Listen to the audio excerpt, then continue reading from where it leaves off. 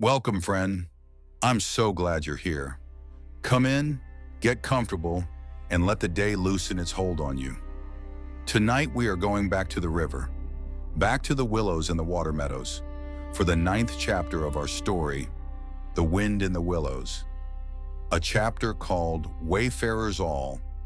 There is nothing you need to do now, nothing to remember, nothing to decide. If you drift away in the middle of a sentence, that is exactly as it should be. The river will carry the story on without you. So let your eyes grow heavy, let your breathing slow, and listen. It was late summer on the river, that quiet golden time when the year begins, very gently to turn. To all appearance, summer still stood at its fullest height. But in the tilled fields, green had softly given way to gold. The rowan berries were reddening on the branch, and the woods were touched here and there with the first warm hints of tawny brown. Light and warmth and color were everywhere still, yet there was a feeling in the air, a feeling of change, of quiet farewells, of journeys being planned in low voices. The water rat felt it, though he did not exactly know why. The great chorus of the orchards and the hedges had softened now to a casual evensong. A few unhurried singers here and there, trying over their quiet phrases. The robin was beginning to find his autumn voice again, and many a feathered friend, who for months had been part of the familiar landscape, had slipped away without a word. At night, as the rat lay in his snug bedroom with the window open to the river, he thought he could hear, far overhead in the darkness, the soft beat and quiver of wings, passing, always passing, southward. Nature's great riverside hotel, you see, has its season like any other. One by one, the summer guests were packing and paying and departing. Rooms were being closed up. Plans were being discussed in every hedge. And those who stay behind, the year-round residents, the steady ones, cannot help feeling a little wistful at all these flittings and farewells. The rat was a stay-at-home animal, rooted to his own dear land. Whoever went, he stayed. Still, he could not help noticing what was in the air and feeling some of its gentle influence deep in his bones. It was difficult to settle to anything with all this quiet coming and going. So the rat left the waterside where the rushes stood thick and tall in a stream grown slow and low and sleepy, and wandered up into the country. He crossed a field or two of dusty pasture and eased his way into the great sea of wheat, yellow and wavy and murmurous, full of quiet motion and small whisperings. He loved to wander here, through this forest of tall golden stalks that carried their own golden sky away over his head, a sky that was always dancing, shimmering, softly talking, or swaying to the passing wind and recovering itself with a toss and a low, merry laugh. Here, too, he had many small friends, the field mice and the harvest mice, a busy little society all of their own. Today he found them deep in preparations. Some were digging and tunneling. Some stood in little groups, studying plans of snug winter flats, said to be desirable and compact. Others were packing already, elbow deep among their belongings, while everywhere, neat piles of wheat and oats and barley, beech mast and nuts lay ready in the sun. "Here's old Ratty," they cried when they saw him. "Come and bear a hand, Rat. Come and help us pack." "It's a splendid day," said the rat. "Come for a row, or a stroll along the hedges, or a picnic in the woods, or something." But the field mice shook their heads kindly and a little shyly. "Perhaps some other day," they said, "when we've more time." And they went back to their bundles and their lists and their pleasant, unhurried plans. The rat watched them a while, the small brown shapes moving to and fro in the warm gold of the wheat. And then he turned and picked his way slowly out of the field and went back down to his river again, his faithful, steady-going old river, which never packed up, never flitted, never went into winter quarters, but flowed on and on, the same as ever. In the willows that fringed the bank, he spied a swallow sitting. Presently it was joined by another, and then by a third, and the birds sat close together on their swaying bough, talking earnestly and low. "What already?" said the rat, strolling up to them. "What's the hurry?" "Oh, we're not off yet, if that's what you mean," replied the first swallow softly. "We're only making plans, arranging things, talking it over. What route we're taking this year, where we'll stop along the way. That's half the fun, you know." "Couldn't you stay?" suggested the rat wistfully. "Just for this 1 year. We'd all do our best to make you feel at home." "I tried staying 1 year," said the third swallow, in a voice like a memory. "I had grown so fond of this place that when the time came, I hung back and let the others go on without me. But oh, the long nights, friend, the pale and sunless days. My heart failed me, and one night I rose and followed. And never shall I forget the blissful feeling of the warm sun on my back once more, as I glided down to the blue lakes lying calm and placid far below. The past was like a dream, and the future was all soft holiday as I moved southward, week by golden week, easily, lazily, lingering as long as I dared. "Ah, yes, the call of the South, twittered the other two dreamily. Its songs, its hues, its radiant air." And forgetting the rat entirely, they slid into quiet reminiscence of violet seas, of tawny sands warm beneath the feet, of white walls where the lizards doze in the sun. And the rat listened and listened, and something deep within him, some chord he had never known was there, began very softly to vibrate. For a moment, with closed eyes, he dared to dream, and when he opened them again, the river seemed a little gray, a little chill, and that had never happened before. Restless, the rat wandered off once more. He climbed the gentle slope that rose from the north bank of the river and lay on the warm grass, looking out towards the great ring of downs, low and blue in the distance. That soft line of hills had always been his horizon, his mountains of the moon, the quiet limit of his world. Beyond it, he had never much cared to look. But today, gazing south, with this new longing stirring in his heart, the clear sky above their long, low outline seemed to shimmer with promise. What lay beyond, he wondered. What seas, green and leaping and crested. What sun-warmed coasts, where white villas glittered against the olive woods. What quiet harbors full of gallant shipping, bound for purple islands of wine and spice, islands set low in warm and drowsy waters. He rose and went slowly down towards the river once more, then changed his mind and sought the side of the dusty lane instead. There he settled himself deep in the cool green tangle beneath the hedge, where he could muse on the long white road and all the wondrous world it led to, and on all the wayfarers who might have walked it down the long years, out there, beyond and beyond. Presently, soft footsteps fell on his ear, and the figure of one who walked somewhat wearily came into view. It was a rat, a very dusty one. The wayfarer, as he came near, offered a courteous little wave of greeting with something foreign in the manner of it, hesitated a moment, then smiled and turned from the road and sat down beside him in the cool grass.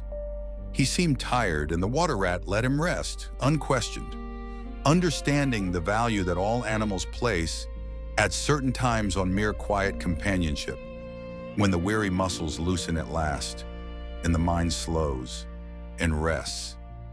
The wayfarer was lean and keen-featured, a little bowed at the shoulders. His eyes were much wrinkled at the corners, as if from long gazing at bright horizons. and he wore small gold earrings in his neat, well-shaped ears. His knitted jersey was a faded blue. His patched breeches were blue as well, and all his small belongings were tied up in a blue cotton handkerchief. When he had rested a while, the stranger sighed, breathed in the soft air, and looked about him. "That was clover, that warm whiff on the breeze," he remarked gently. "And those are cows we hear, cropping the grass behind us, blowing softly between mouthfuls. There is a sound of distant reapers, and yonder rises a blue line of cottage smoke against the woodland. The river runs somewhere close by, for I hear the call of a moorhen. Everything seems asleep, friend, and yet going on all the time. It is a goodly life you lead here, no doubt the best in the world." "Yes, it's the life, the only life to live," responded the water rat dreamily, though somehow today, without his usual wholehearted conviction. "I've tried it, and I know," said the stranger quietly. 6 months of it on a nice little farm up along north of here. I had everything I could want, and yet here I am, footsore and hungry, walking south, following the old call, back to the old life, the life that is mine and will not let me go." "And where do you come from, friend?" asked the water rat, though he hardly needed to ask. "I'm a seafaring rat, I am," said the stranger. "The port I hail from is Constantinople, a fair city, and an ancient and a glorious one. Seafarers we have always been, in my family. No wonder. As for me, the city of my birth is no more my home than any pleasant port between there and the London River. I know them all, and they know me. Set me down on any of their quays or foreshores, and I am home again." "I suppose you go on great voyages," said the water rat, with growing interest. "Months and months out of sight of land." "By no means," said the sea rat comfortably. "I'm in the coasting trade, friend, rarely out of sight of the shore. It's the jolly times on land that appeal to me, as much as any sailing. Oh, those southern seaports, the smell of them, the riding lights, swaying gently at night, the glamour of it all." "Then tell me of your coasting," said the water rat, settling himself deeper into the grass. "Tell me if you have a mind to, for my life, I confess, feels a little narrow today." "My last voyage," began the sea rat softly, "will serve as a good example. I shipped aboard a small trading vessel, bound out from Constantinople, by classic seas whose every wave throbs with old memory, down to the Grecian islands and the Levant. Ah, those were golden days and balmy nights. In and out of harbor all the time, old friends everywhere, sleeping in some cool temple or a ruined cistern through the heat of the day, and after sundown, gentle feasting and low song under great stars set in a velvet sky." The water rat closed his eyes and saw it all. The dark sky thick with stars, the small boats rocking softly at their moorings, the warm night air. "From there," the sea rat went on, "we turned and coasted up the Adriatic, its shores swimming in an atmosphere of amber, rose, and aquamarine. We lay in wide, landlocked harbors, still as glass. We wandered through ancient and noble cities, until at last one morning, as the sun rose royally behind us, we rode into Venice, down a path of gold. Oh, Venice is a fine city wherein a rat can wander at his ease. Or, when weary of wandering, he can sit at the edge of the Grand Canal at night, feasting with his friends, when the air is full of music and the sky is full of stars, and the lights flash and shimmer on the polished prows of the swaying gondolas, so many and so close that you could walk across the water on them from side to side." He was silent for a time, and the water rat was silent too, floating in his mind down dream canals. hearing a phantom song rise and fall between gray, wave-lapped walls. Southwards we sailed again at last, continued the sea rat, coasting down the Italian shore, till finally we made Palermo, and there I went ashore for a long, happy spell. Sicily is one of my happy hunting grounds. I know everybody there, and their ways just suit me. I spent many quiet weeks in the island, staying with friends up country, and when I grew restless again, I took ship for Sardinia and Corsica, and very glad I was to feel the fresh breeze and the sea spray on my face once more. "But isn't it a hard life?" murmured the water rat, half asleep in the warm grass. "For the crew it is," replied the seafarer gravely, with the ghost of a wink. "From Corsica," he went on in a voice growing softer, "I took a ship that was carrying wine to the mainland. We made the little town of Alassio in the evening, and lay to, and the crew rowed slowly shorewards in the dusk, singing as they went, drawing behind them a long, bobbing procession of wine casks, roped one to the other, like a mile of slow porpoises in the darkening water. And when the work was done, we sat late into the night among friends, and next morning I took to the great olive woods for a spell and a rest. I led a lazy life there among the peasants, stretched high on the hillside day after day, with the blue Mediterranean lying far, far below me. And so at length, by easy stages, partly on foot, partly by sea, I came to Marseille, in the meeting of old shipmates, in the visiting of great ocean-bound vessels, and quiet feasting once more. "That reminds me," said the polite water rat, stirring himself. "You mentioned that you were hungry, and I ought to have spoken earlier. My hole is close by. It is past noon, and you are very welcome to whatever there is." "Now I call that kind and brotherly of you," said the sea rat. "But couldn't you bring it out here, friend?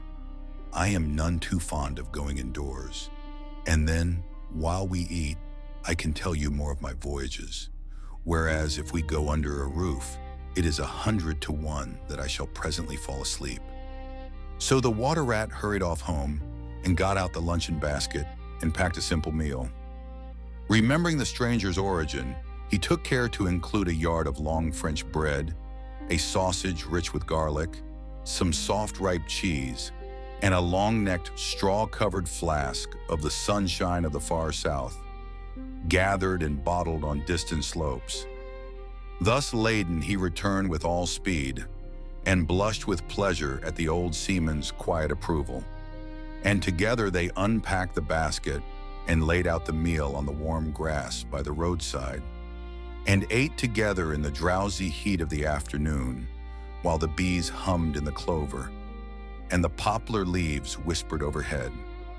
And when his hunger was assuaged, the sea rat took up the tale of his voyage once more, and carried his simple hearer gently from port to port of Spain, landed him at Lisbon, at Oporto, and Bordeaux, introduced him to the pleasant harbors of Cornwall and Devon, and so, at long last, up the channel to that final quayside, where stepping ashore after weeks of patient sailing, he had caught the first magical hints of another spring, and had set off on his long tramp inland to try for a while the quiet life of the land. And the water rat, dreamy and content, followed the adventurer league by league in his mind, over calm bays, through crowded roadsteads, across harbor bars on a slow evening tide, up winding rivers that hid their busy little towns around a sudden turn. By this time their meal was long over, and the afternoon light was turning amber on the road. The seafarer, refreshed, filled his glass with the red and glowing vintage of the South, and leaning back, he talked on, and the talk became like music. Was it speech entirely, or did it pass at times into song? The low chanty of sailors weighing the anchor in the morning mist, the deep hum of wind in the rigging, the ballad of the fisherman hauling his nets at sundown against an apricot sky, notes of guitar and mandolin drifting across the water from gondola and caique. All these sounds the drowsy listener seemed to hear, and with them, the soft cry of gulls, the low thunder of a breaking wave on distant sand, the gentle sigh of the shingle as the water drew back. He heard tell of still lagoons where one might fish an afternoon away, of warm white sand where one might doze the whole day long, of the merry homecoming at last, the headland rounded in the evening light, the harbor lights opening out one by one, the friendly figures on the quay, the splash of the mooring rope, and the slow walk up the steep little street towards the comforting glow of red-curtained windows. Lastly, in his waking dream, it seemed to the water rat that the adventurer had risen to his feet and was still speaking, still holding him softly with his sea-gray eyes. "And now," he was saying gently, "I take to the road again, walking southwest for many a long and dusty day, till at last I reach the little gray sea town I know so well, that clings along one steep side of its harbor. There, through dark doorways, you look down flights of stone steps, overhung with great pink tufts of valerian, ending in a patch of sparkling blue water. The little boats lie tethered to the rings of the old seawall, gaily painted as those I clambered in and out of in my own childhood. The salmon leap on the flood tide, and by the windows the great vessels glide night and day up to their moorings or out to the open sea. And there, sooner or later, the ships of all seafaring nations arrive. And there, at its destined hour, the ship of my choice will let go its anchor. I shall take my time. I shall tarry and bide. And then, one morning, I shall wake to the song and tramp of the sailors, the clink of the capstan, the rattle of the anchor chain coming merrily in, and the voyage will have begun." The voice died away, soft and softer, as an insect's tiny trumpet dwindles into silence, and the water rat, still and dreaming, saw at last only a distant speck, far away on the white surface of the road. Mechanically he rose and repacked the luncheon basket, carefully and without haste. Mechanically he returned home and moved about his little room like a sleepwalker, gathering a few small treasures into a satchel, listening always to voices far away. And he was just stepping across his own threshold, satchel on shoulder, eyes full of distance, when the mole appeared at the door. "Why, where are you off to, Ratty?" asked the mole in great surprise, taking him gently by the arm. "Going south with the rest of them," murmured the rat in a dreamy monotone. "Seawards first, and then on shipboard, and so to the shores that are calling me." But the mole, now much alarmed, looked into his friend's eyes and saw them strange and clouded and far away. Not his friend's eyes at all. And very firmly, very kindly, he led the rat back inside and sat him down in his own chair by the hearth and stayed close beside him, quiet and patient, waiting for the strange spell to pass. And little by little, it did pass. The rat's trembling stilled, his breathing slowed and deepened, and by he sank into a doze, and from that into a deep and dreamless slumber. The mole made the door fast and put the satchel quietly away, and busied himself with gentle household matters. And it was getting dark when he returned to the parlor and found the rat awake again, himself again, but listless and quiet and low. The mole took one glance at his eyes and found them, to his great relief, clear and dark and brown again, as before. And then the mole, wise friend that he was, sat down near him and casually, with seeming indifference, began to talk of the turning season. He spoke of the harvest that was being gathered in, the towering wagons moving slow as ships through the golden fields, the patient teams that drew them, the growing ricks, round and warm in the evening light. He spoke of the great moon, rising broad and gentle over bare acres dotted with sheaves. He talked of the reddening apples around, heavy on the bough, of the browning nuts in the quiet hedgerows, of jams and preserves, and the bottling of sweet cordials against the winter, till by easy stages such as these, he reached midwinter itself, its hearty joys and its snug home life, the firelight on familiar walls, the kettle singing low, the curtains drawn against the early dark, and then he became simply lyrical. And by degrees the rat began to sit up and to join in. His dull eye brightened, and he lost some of his listening air. The old room glowed warm around him. The river ran soft and steady past the window, as it always had, as it always would, and the far voices sank away, fainter and fainter, till they were only the wind in the willows again.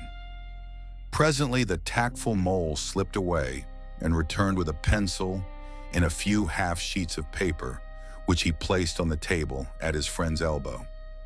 "It's quite a long time since you did any poetry," he remarked.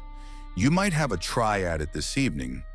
I've an idea you'll feel a lot better when you got something jotted down, if it's only just the rhymes."